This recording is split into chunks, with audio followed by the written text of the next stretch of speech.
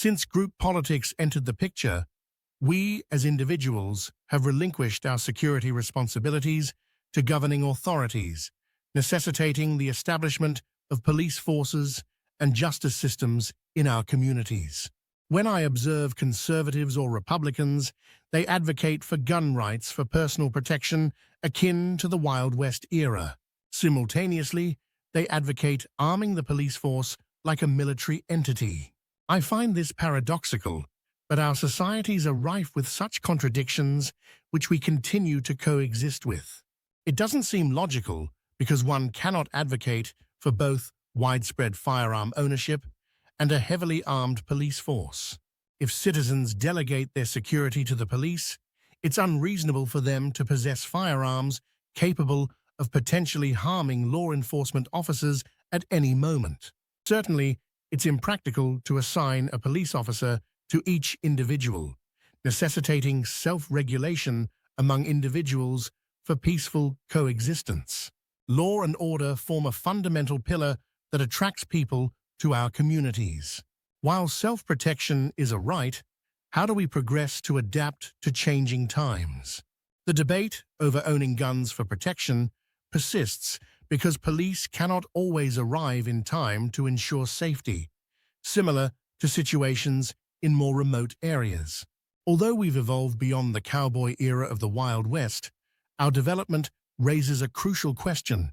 Why do we still require firearms and police forces? Shouldn't our evolution enable us to respect each other more than animals in the wild do? Why do we claim to be evolved human beings, yet still perpetrate crimes against each other? Our evolution has positioned us in a state of constant contradiction.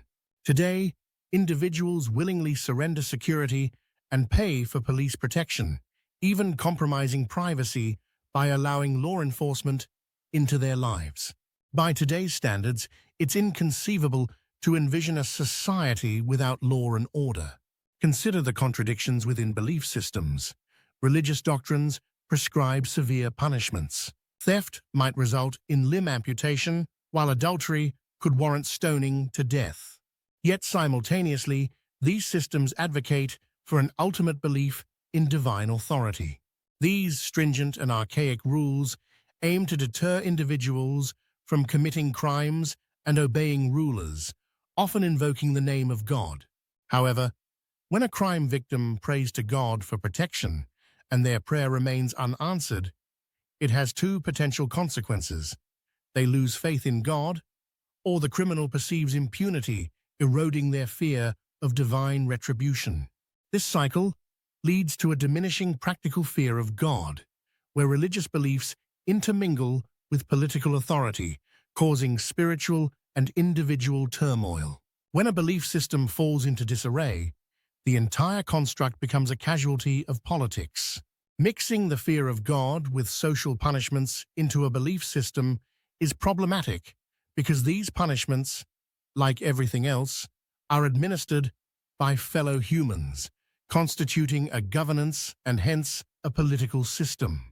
This blends the accountability of God and individual faith while absolving the governing authority of blame.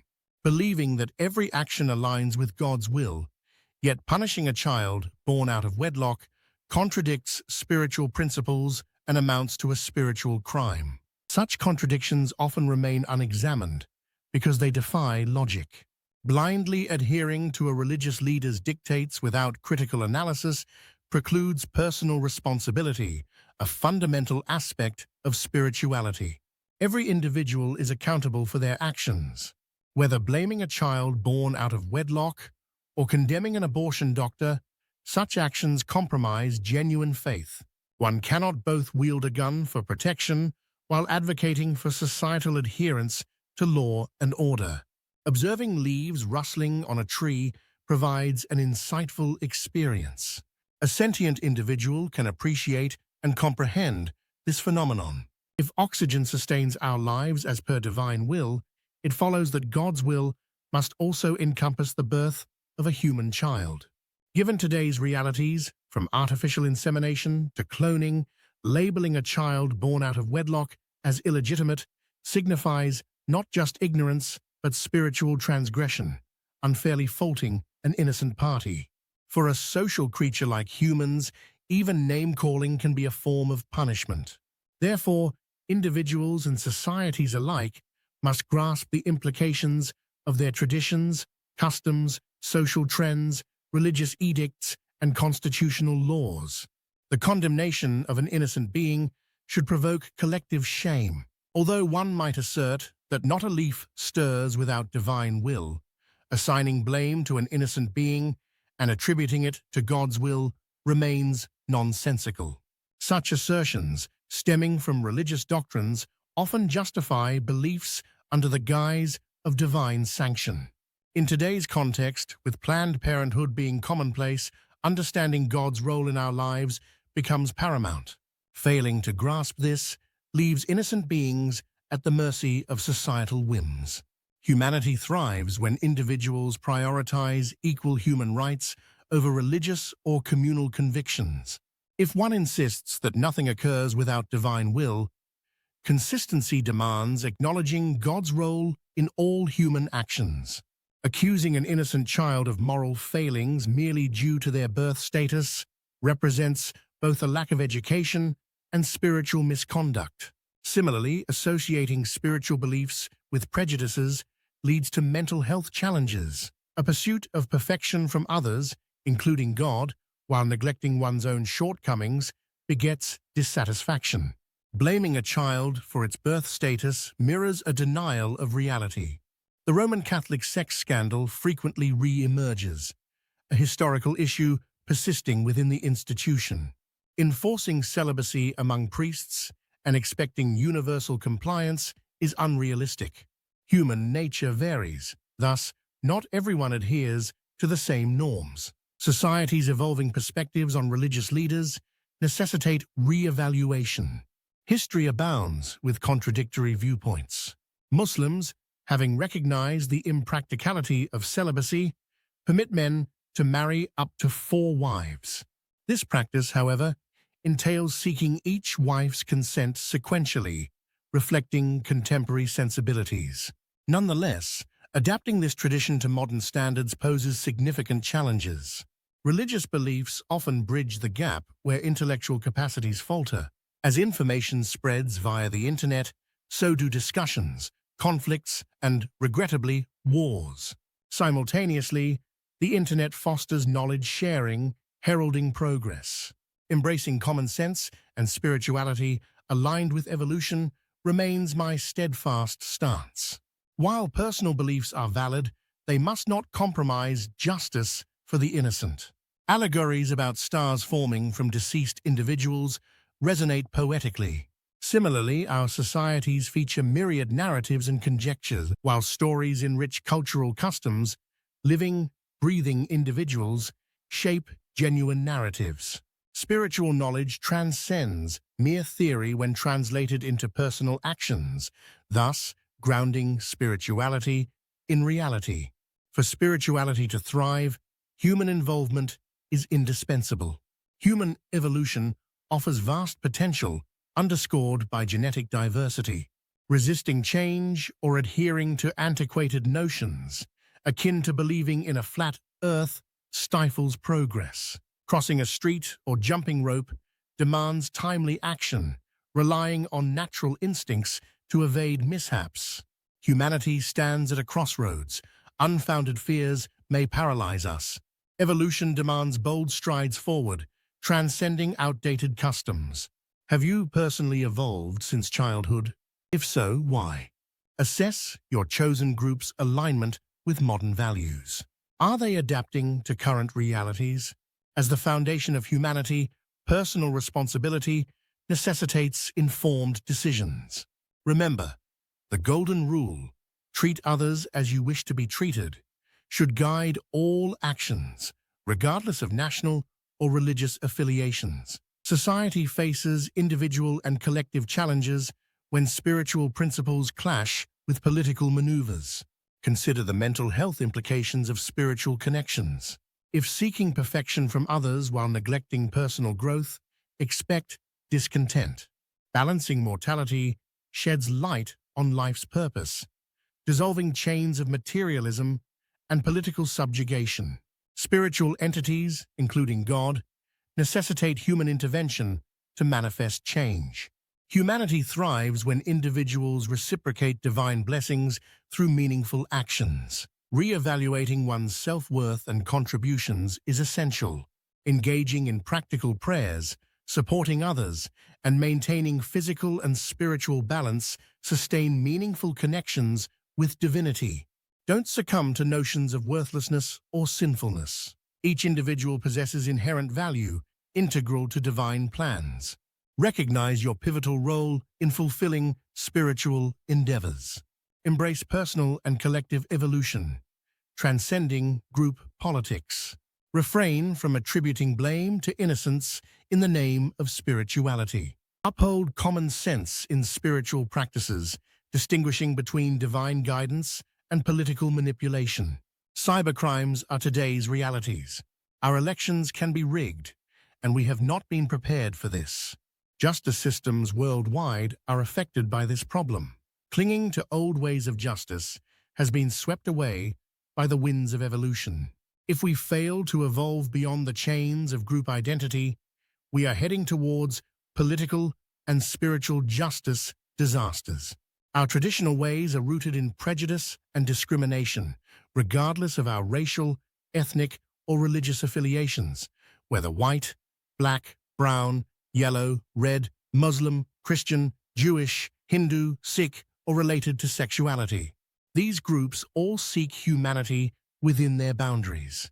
This evolution persists despite the restrictions imposed by nations, religions, dynasties, and empires. I firmly believe that humanity will eventually eradicate prejudice and discrimination fueled by group politics. We must broaden our perspective and recognize that we, like animals in the wild, still mark territories. Although we have evolved to embrace religion, we have yet to tame our primal instincts fully. Our potential for evolution is immense. Consider the genetic diversity among us. Can anyone still claim genetic purity? Whether you are white, yellow, black, or Mongol, science illuminates the truth. Refusing to embrace change is akin to believing the earth is flat. Crossing the street or jumping rope illustrates timing. Jump when the rope nears your feet, relying on instinct to leap higher than the rope. Failure to jump risks stumbling or becoming entangled and falling. Humanity stands at a crossroads, some frozen in fear of oncoming traffic. As evolving beings, we must take calculated risks, transcending the confines of outdated rules, whether based on race, nationality, or belief systems. We have no alternative. History reveals that resistance to evolution contradicts God's will and is fear-driven. Despite our spirituality, we align ourselves with group politics, often becoming victims of prejudice and discrimination. Individually and collectively, we face choices dictated by timing. Fear of the oncoming traffic can paralyze us, individually or collectively. Humans are not meant to live frozen lives. Our mortal nature demands evolution. Consider your personal evolution since childhood. If you have evolved, why? Now evaluate your chosen group. Is it attuned to today's world? If it lags, what are you doing or contemplating? As the foundation of humanity, you cannot remain frozen due to group politics. Follow your natural inclination to lead, making informed decisions irrespective of group allegiance. Always remember Rule 1. Treat others as you wish to be treated. Even in the name of nation or faith, we grapple with personal and collective challenges, especially when separating belonging from spirituality. Consider the spiritual link to mental health, expecting perfection from others, even God, while neglecting personal flaws or efforts invites troubles. If you are not giving 100%, refrain from expecting it from others or even God.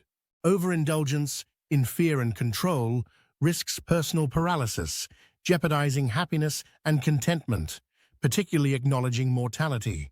Happiness and contentment are paramount in mortal life. Failing to achieve them, despite religious devotion, is personal failure. I endorse personal accountability. If you squander life pursuing acceptance or admiration, yet remain unhappy, you forfeit happiness and contentment. Material success gauges others' validation, breeding discontent and mental health issues. All spiritual beings, even God, require human intervention to manifest physically. Humans transform spiritual thoughts into action, rendering spirituality meaningful. Thus, is God ineffective without human intervention? This symbiotic relationship underscores physical and spiritual collaboration, bypassing politics and uplifting spirituality. Imagine yourself as God, obligated to fulfill prayers. Would you prefer obedient worship, bowing, sacrificing, fasting, or would you seek mutual help? Consider practically, logically, and honestly. Personally, I favor reciprocal assistance. Evaluate today's scenario. How many pray practically versus wishfully? Who physically aids others? To discern life's purpose, reciprocation proves pivotal. While personal physical experience enriches, practical prayer satisfaction hinges on direct reciprocation. God requires able-bodied humans reliant on oxygen to perform tasks showcasing strength. Reflect on history. We kill in God's name. What values does religion teach? Though prayer and worship acknowledge divinity's greatness, self-worth diminishes. Adhering blindly to religious or social norms chains you, subject to manipulation by others. I argue prayers necessitate physicality in our physical world. Solely worshipping and fasting, expecting divine physical work, hampers spirituality's efficacy, hinging on human contribution. Do you still deem humans insignificant? Do you feel worthless, brainwashed, or overwhelmed by unattainable divine power? Understanding mortality offers balance and clarity. Practice enhances understanding. If God's work depends on you, embrace worthiness. Connecting the dots frees from materialistic and political enslavement, driven by group acceptance or admiration. Contributing directly to God, reciprocating, holds utmost significance. Remember, working, paid or otherwise, means mutual aid, fostering divine and human worlds alike. Your contribution surpasses mere worship, its practical prayer resonating with God beyond mere ritual. Reject anyone deeming you worthless or a sinner. You matter, not just to yourself, but to God. Your existence, even passing knowledge for others' benefit, fulfills prayers, affirming your worth. Proclaiming love entails action, helping. Love devoid of action is futile.